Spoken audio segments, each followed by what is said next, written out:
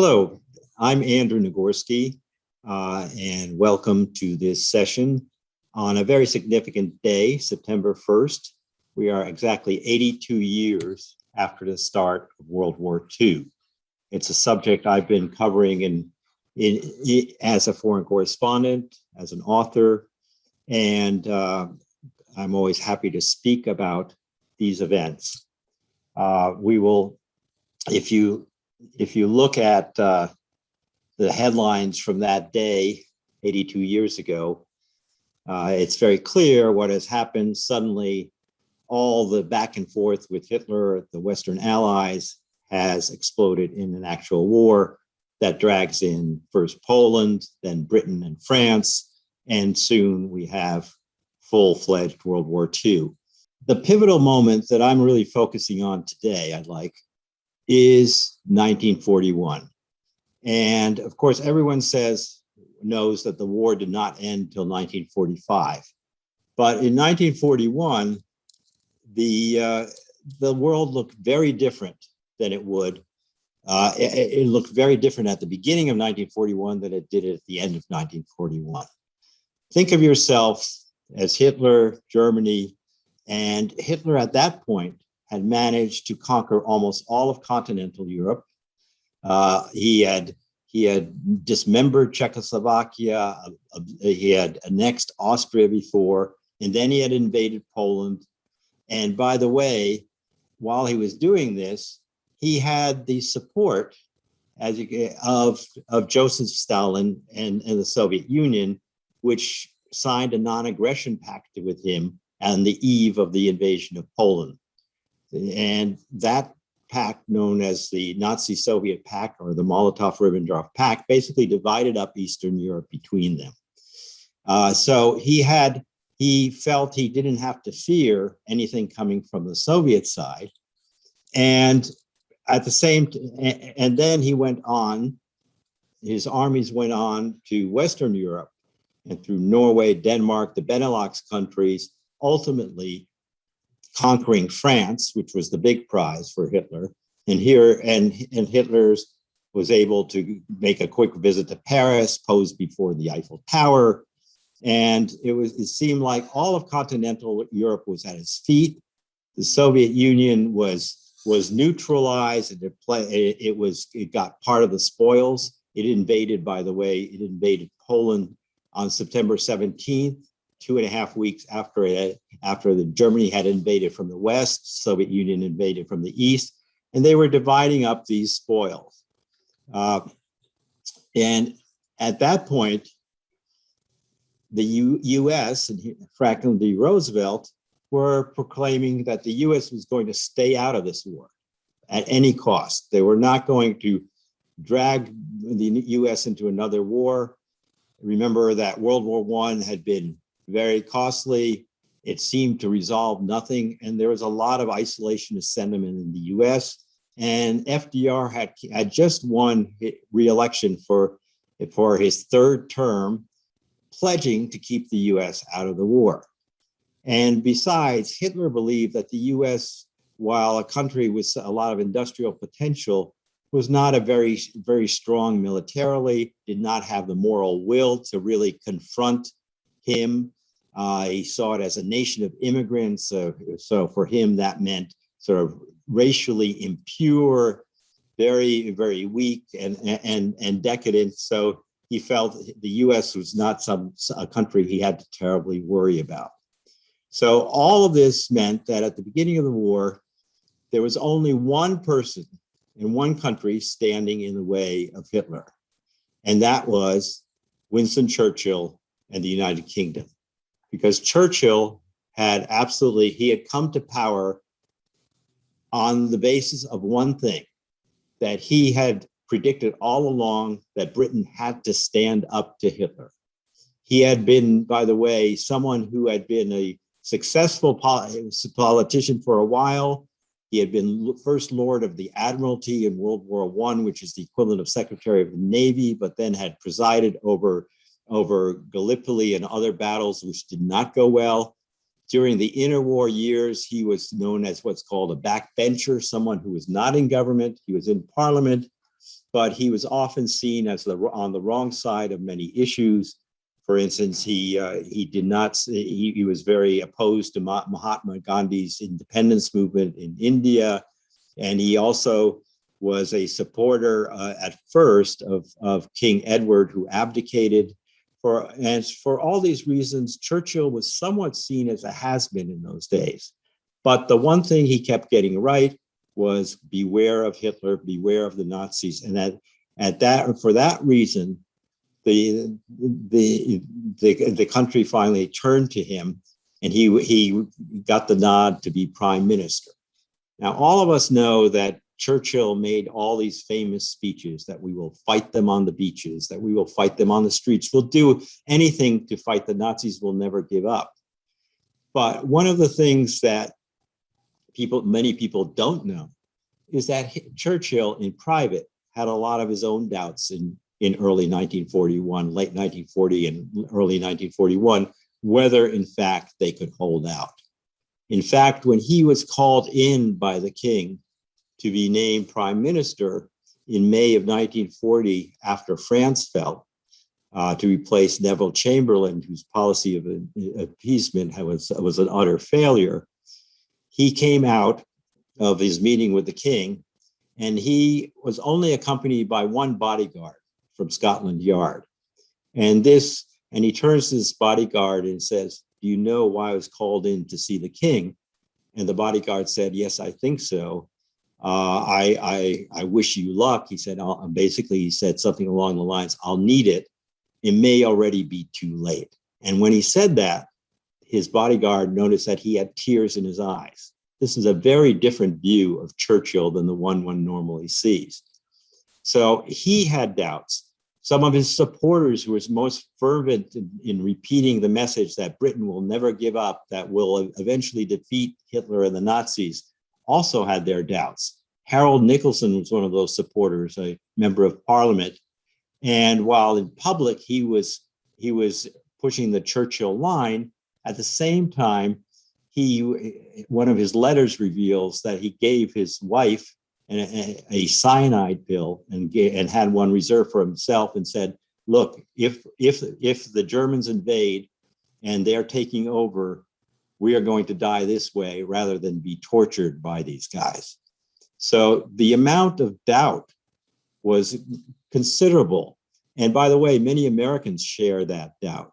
Joseph Kennedy was U.S. ambassador to Britain through 1940, and he kept reporting that Britain was going to fall, the Germans were going to win, and so they were. And in America, you had the isolationist movement led by Charles Lindbergh, who also felt that way. So there are huge disparities in perception, and yet at the end of 1941, what happens?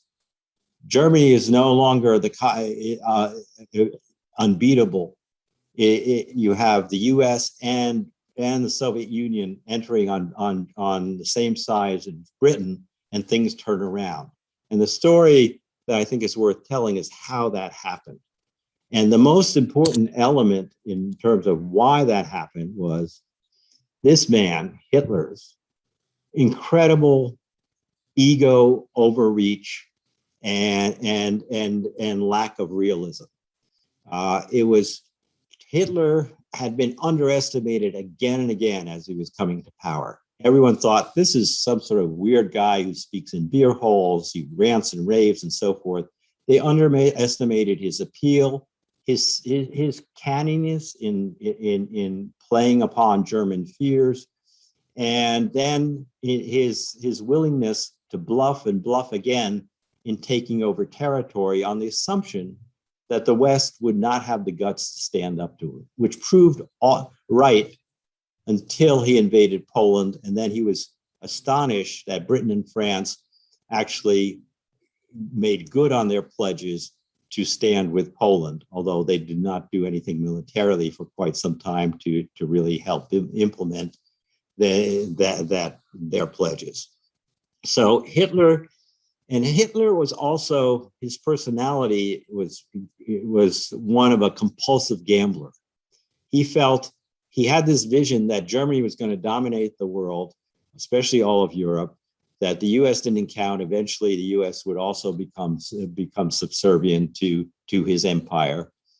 And he felt that anytime there was a problem, what you do is not back down, you escalate. So here in 1940 and 41, his ultimate goal was to have an empire in the East, to defeat Russia, to use its resources and people as slave labor, and all the Slavic peoples, by the way, and at the same time, starting his policy of genocide against Jews in particular. But his idea was that he would first knock out everybody in Western Europe, and he thought Britain might just play along and accept that. When Churchill refused to accept that, he decided to launch his Luftwaffe, the Air Force, against the Royal Air Force, and fought the Battle of Britain. That ended up, did not knock out the Royal Air Force. Then he started bombing British cities. And all of this happened, and he was frustrated because Britain refused to surrender. So as a result of that, what does Hitler do? He then proceeds on the assumption, if it won't surrender, it must be because they think Britain will hold out. Because they eventually say the Stalin and the Soviet Union will join their cause and turn against Germany. So instead of waiting, Hitler orders the invasion of the Soviet Union. And he does so in June of 1941. Stalin, who had wanted to keep Germany at bay, and which is why he signed the non-aggression pact, which is taken completely by surprise.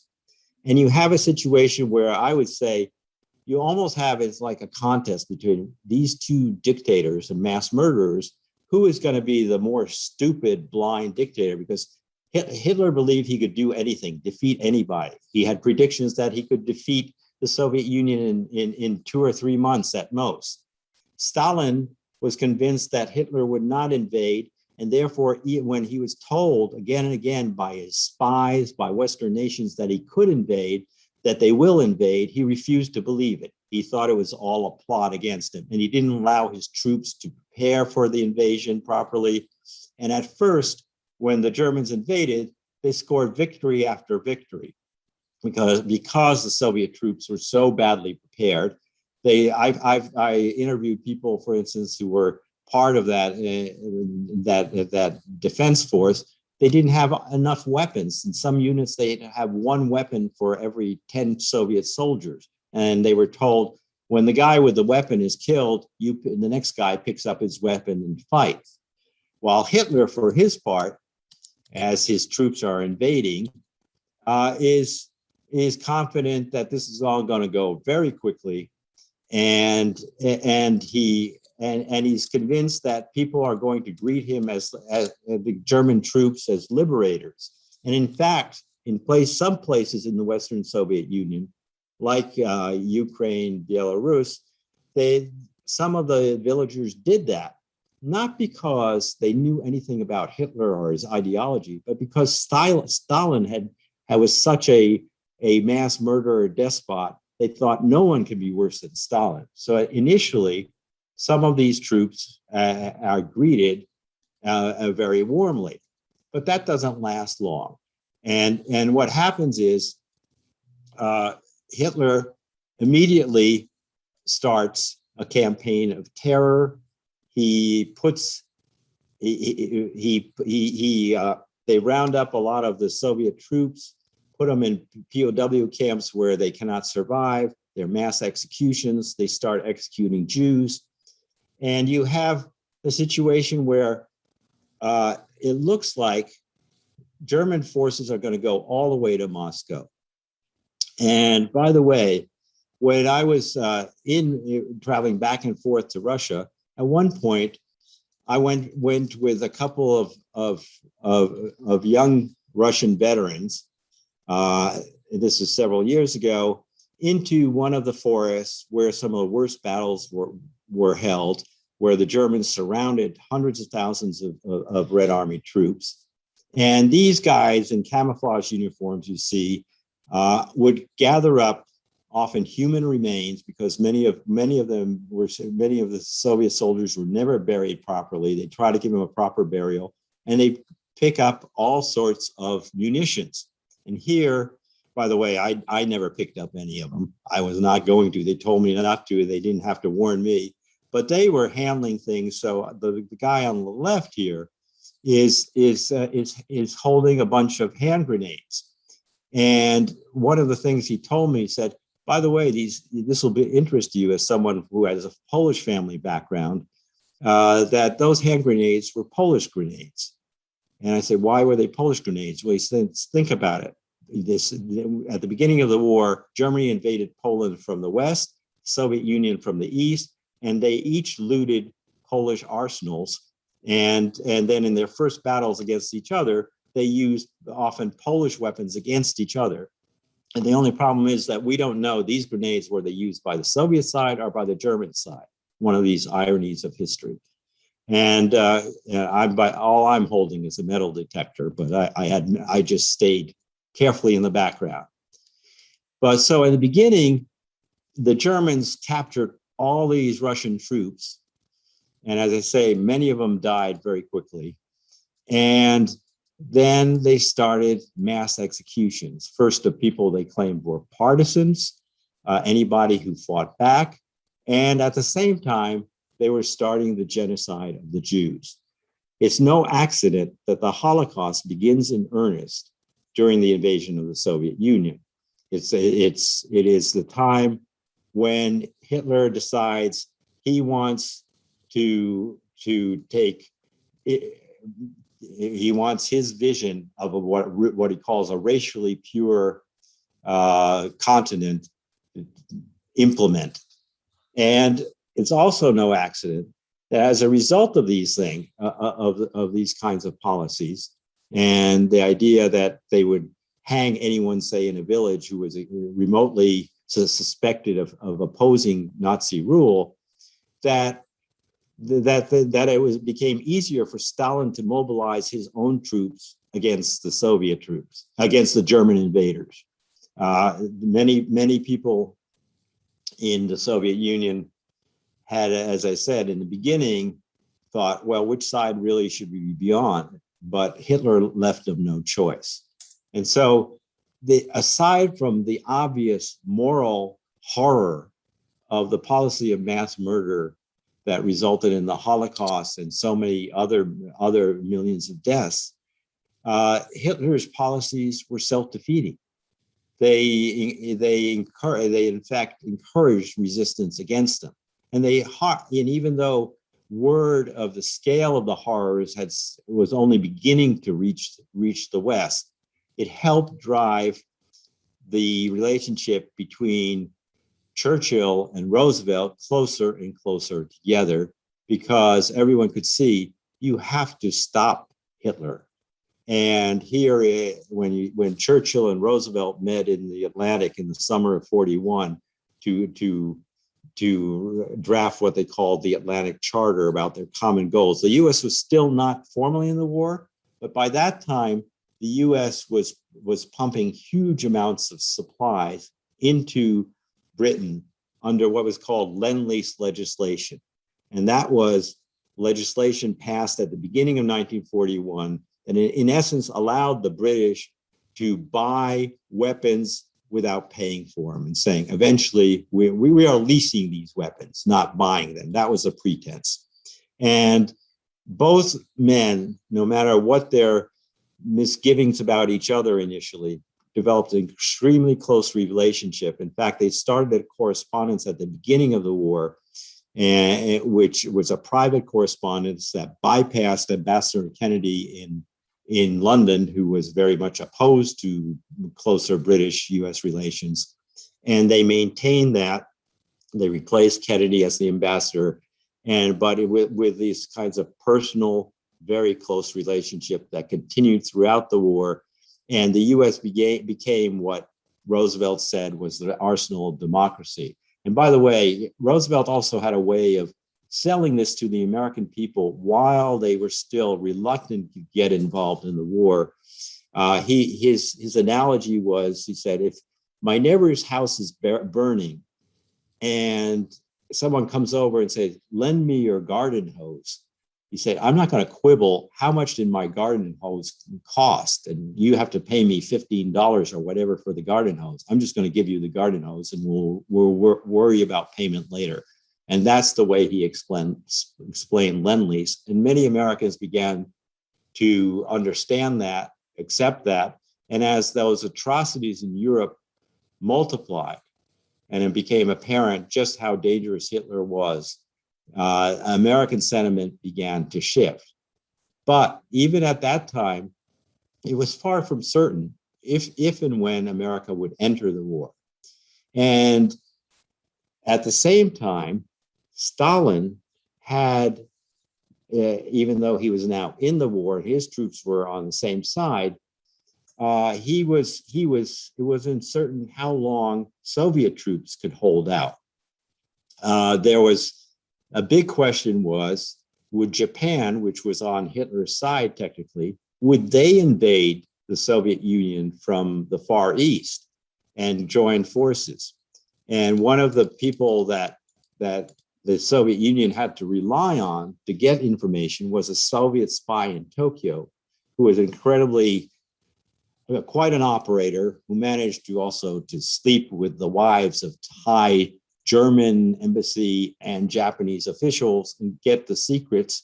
He was someone who was a mixed German-Russian parentage who passed as a German, but was in effect, he was a spy for the Soviet Union. And he finally got the key bit of information that was critical to understanding, would Japan attack the Soviet Union, or would it go south to attack the British and the French colonies and Southeast Asia? And he found out through his sources that summer of 1941 that Japanese troops were being issued summer shorts as their uniforms. That meant they were not going to be marching through Siberia. And Stalin could send about 400,000 of his troops back from the Far East to help defend Moscow and other cities in Russia against the German invaders. And also, the other thing that doomed eventually the German invasion was that Hitler had dithered and disregarded his warnings from his generals to go to Moscow with his troops as fast as possible. He diverted his offensive to go south to Kiev, the Ukraine first. And when he did that, that meant that by the time his troops started marching towards Moscow, the weather had changed. It was the early fall, and at first you got heavy rains, and Russian roads for the most part was totally unpaved, and you had the sea of mud and German equipment and men bogged down in the mud. And then, even by Russian standards, you had a very cold winter, and very soon German troops were freezing in that winter. And by the way, Hitler had assumed that he would be victorious long before the winter, and they had made no provisions at first to have winter uniforms for their troops. And when they started trying to supply them, they were way behind, and many German troops froze before they ever got to Moscow. And they began surrendering to the Soviet troops, to the Red Army, and at first there was things stalled, and then finally there was a real reversal of fortune. But it was touch and go. All of this was touch and go.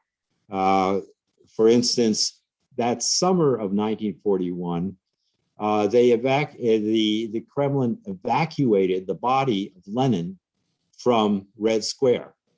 And one of during the course of the many interviews I conducted over the years with people who were involved in various parts of these operations, I found a man whose father had been the original embalmer of Lenin's body.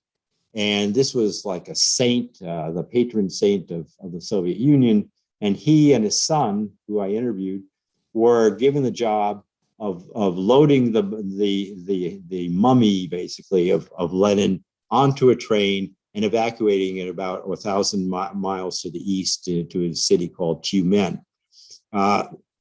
So the idea was even Stalin and even Churchill had a lot of moments of doubt. And it looked like the war at first could go in a very different direction if Hitler had not overreached, if Hitler had not ignored all the warnings of his generals and gone straight for Moscow. Perhaps he would have at least taken Moscow and prolonged the war. But there were other problems. There was the problem of him antagonizing everyone, of the whole campaign of terror, and ultimately, as the U.S., the Soviet Union coalesced with Britain in its efforts to fight Hitler, it meant that the alignment of forces was turning into something that simply the German army could not withstand. The odds were too long. All along, Hitler had been warned by his generals and economic planners, said, you might be able to win a short war, but you can't win a long one.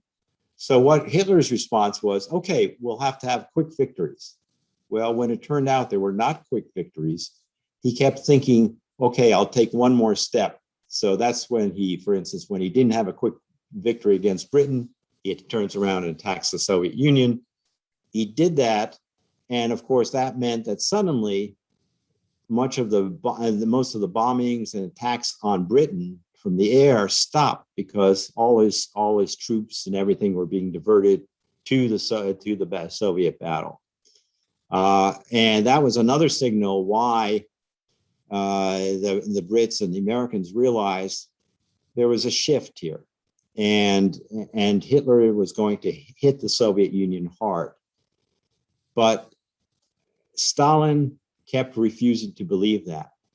And in fact, even when a couple of defectors from the German army swam across the river to Soviet-held territory and warned Soviet troops that they were about to be attacked, that message was relayed up the line to Stalin. What was Stalin's response? Shoot them. They are spies. They are trying to lure us into a battle. So it was, again, one of these things where Stalin did not want it, just like Hitler, did not want to hear the news that he did not like. And in fact, after the invasion started, he disappeared into his dacha for a long time, for several days, and did not want to come out. He made Foreign Minister Molotov give the first radio address. But once the Soviet troops began fighting back, and once the decision was made to hold on to the battle, hold on to Moscow, Stalin finally did show some leadership and the capacity to learn from his mistakes. In October of 1941, it looked like the German troops were close to Moscow and they would probably take it. And much of the Soviet government was evacuated from Moscow to Kuibyshev to the east, including the foreign embassies. And there was a special train ready for Stalin to leave Moscow. And he actually went down and paced the platform. A railroad worker who had helped prepare that train recalled that he saw him pacing the platform, and it looked like he was about to board the train. And then he turned around and went up and left the station. He decided to stay in Moscow. That was one of the first real signals that he realized if he leaves Moscow, he is telling everyone that Moscow is lost. And even the people who hated Stalin, who feared Stalin, recognized that once he was there, once he was staying, that the battle was going to continue. And so that the Germans never took Moscow during that invasion. And it was Stalin's decision to stay there that symbolically, I think, made a huge difference. And slowly the tide of the battle began to change.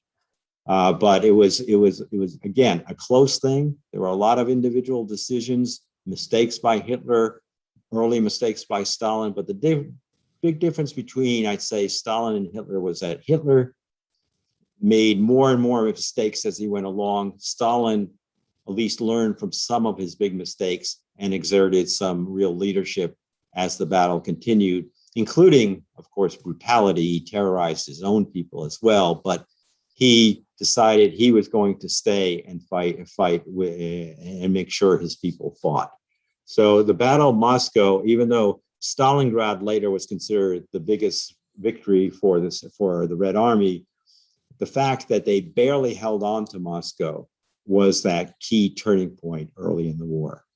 When the Soviet Union does not fall, despite all the predictions that it would, what happens next? In December, Japan attacks Pearl Harbor. And at that point, the next day, it's December 7th, the attack on Pearl Harbor. Roosevelt goes and asks for a declaration of war against Japan by Congress, which of course happens. But it's not a declaration of war against Germany yet. And because FDR did not want to be the one to say, I brought you into this war against Germany, even though he was clearly lining up with Churchill. And Hitler, in his impatience, by December 11th, has Germany declare war on the United States. And he convinces himself that this is good news, that now Japan will completely bog down the United States and British forces as well in Asia. And the United States will no longer be able to help Britain and the Soviet Union, which, by the way, it did. He always explained things to his advantage, but became increasingly illusory. It became increasingly something that you could not imagine would really work.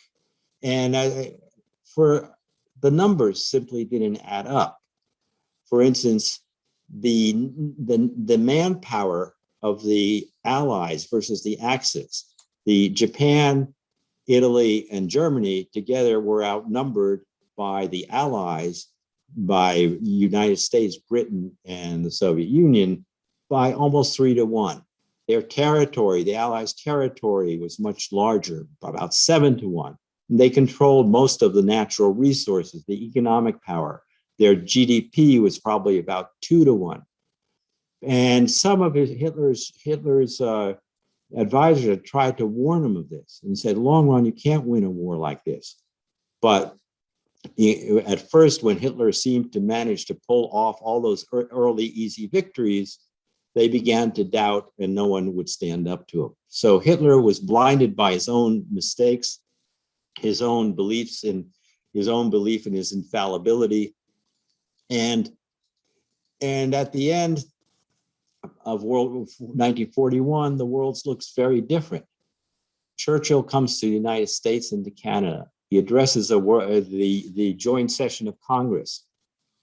And he tells them basically, we know this is the beginning of the end. It's not the end, but it is the beginning of the end.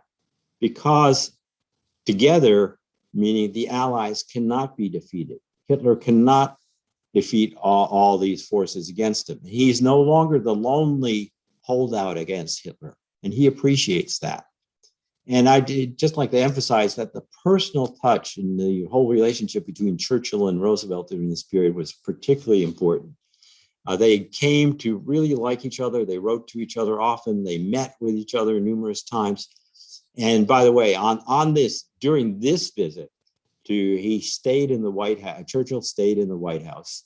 And Roosevelt, of course, was in a wheelchair, and they would often do a lot of their business in the residential rooms of the White House.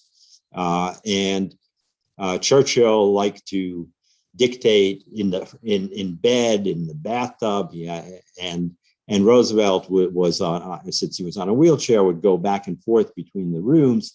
And at one point, Churchill was in the bathtub dictating to an aide, a male aide, I should say. And he gets up, he wraps a big towel around him, and he strides into his bedroom and keeps dictating. At a certain moment, the towel falls, and that's the precise moment when Roosevelt rolls in on his wheelchair.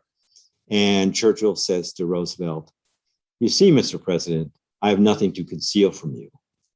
You can't imagine Hitler having that kind of conversation with Mussolini, for instance. The personal and leadership was very important, as well as the broad facts that prevented someone like Hitler ultimately from winning. But 1941 also showed that losing in that beginning of the comeback of the Allies, in the beginning of the defeat of Germany, there was still endless tragedy. The Holocaust that was set in motion then would continue right to the end of the war. And also, their relationships with Russia, Soviet, with Stalin was very fraught. In terms of fighting, it made sense, but Stalin was already demanding control of Eastern Europe after the war to basically consolidate the territorial gains that he had managed to win by making a pact with Hitler in the beginning. And Roosevelt in particular was